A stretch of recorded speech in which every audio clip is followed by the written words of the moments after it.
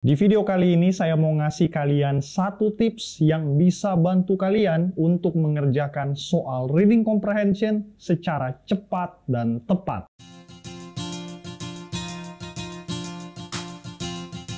Jadi teman-teman, seperti yang sama-sama kita tahu bahwa dalam ujian bahasa Inggris, materi yang banyak keluar atau paling sering diujikan adalah reading comprehension. Nah, untuk bisa mengerjakan soal ini secara cepat dan tepat, kalian tentu harus bisa membaca secara cepat dan mampu memahami makna atau apa yang terkandung dalam bacaan secara tepat. Nah, kita mulai dari yang pertama dulu ya, tentang membaca cepat atau yang biasa saya sebut di video-video yang ada di channel My Edu Story ini sebagai speed reading. Tapi yang mesti kalian ingat terlebih dahulu bahwa speed reading yang saya maksud setidaknya di video pembahasan ini yaitu tentang membaca cepat, belum masuk ke memahami. Ini tuh salah satu yang menjadi hambatan juga ketika kalian mengerjakan soal reading comprehension. Biasanya orang-orang yang mengerjakan soal-soal seperti ini bingung mencari di bacaan kata yang ada pada soal. Padahal seperti yang sama-sama kita tahu, atau kalian belum tahu ya,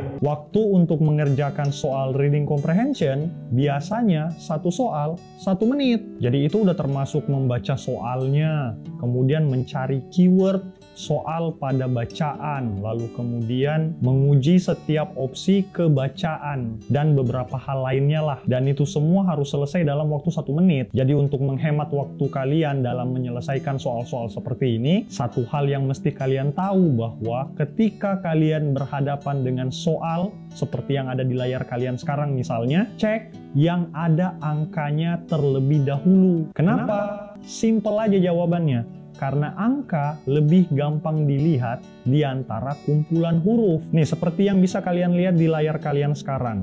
Ada bacaan nih, panjang ya. If you're a man, how much you eat may have bla bla bla sampai di bawah. And director of food and brand lab, period. Lalu kemudian ada opsi A, B, C, D, E yang ya cukup panjang. Satu kalimat gitulah. Opsi-opsi ini mau kita cocokkan, apakah cocok, apakah sesuai dengan bacaan atau tidak. Kalau misalnya khususnya pada soal nomor 3 ini ya, except, dia bilang di situ the following are true, except berarti kita mau mencari yang salah ya. Nah, ini kan mesti dicocokkan satu-satu. Dan untuk bisa menghemat waktu kalian, kita lihat opsi A di situ ada angka 105. Nah, kita cocokkan ke bacaan. Kalau di bacaan ada juga 105, yang berarti opsi A itu true, maka opsi A bukan jawabannya. Kan gitu aja. Nah, coba sekarang. Ada nggak 105 di bacaan? Cari dengan cepat. Ada dong. Dan cepat untuk bisa terlihat oleh kalian kan? Ada di bagian sini. Yang ini ya. Ya, memang sih di soal nomor 3 ini yang ada angkanya cuma 1. Tapi yang saya mau tekankan adalah kalau misalnya ada opsi dan ada angka di dalam opsi tersebut, itu yang kalian cocokkan terlebih dahulu ke bacaan. Karena angka lebih gampang dilihat di antara kumpulan huruf. Tentunya juga dari tadi tuh saya yakinnya kalian sudah memperhatikan bahwa ada angka 92% dan 86% di bagian sini. Ya kan? Entah secara sadar atau tidak sadar. Pun misalnya saya menginstruksikan kalian untuk mencari angka 92% dan 86%, saya yakin dalam hitungan 3, 2, 1, pasti nemu tuh di bagian mana di bacaan ini angka-angka tersebut. Daripada misalnya saya nyuruh kalian untuk cari kata university atau tendency, itu kalian mesti menyisir bacaan kayak gini, menyisir di mana ya, karena yang kalian cari adalah kata tersusun dari huruf-huruf. Mencari huruf di kumpulan huruf ya tentu agak sulit karena sama, tetapi mencari angka di antara kumpulan huruf lebih mudah. Mungkin tidak semudah yang saya ucapkan, tetapi yang pasti lebih mudah ketimbang mencari kata dalam sebuah bacaan. Nice. Oke ya, sekiranya sampai sini kalian paham ya. Saya mau kasih lihat satu contoh lagi nih. Nah, kalau misalnya kalian dapat soal seperti ini, which one is wrong according to the text? Yang salah menurut bacaan. Ada opsi A, B, C, D, E. Yang mana yang akan kalian cek duluan? Harusnya opsi D, karena di situ ada tulisan 154 km. Mari dengan cepat kita cari 154 di bacaan. In 3, 2, 1. Tentu kalian sudah bisa lihat di bagian sini. Nah, di barisan ini ya.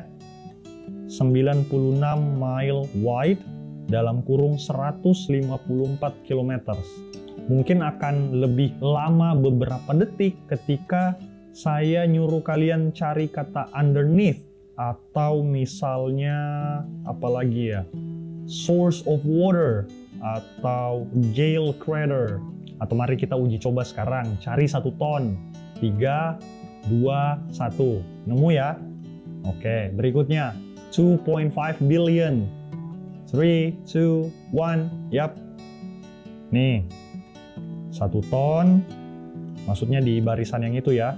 Kemudian ini yang 2.5 billion, 2,5 billion.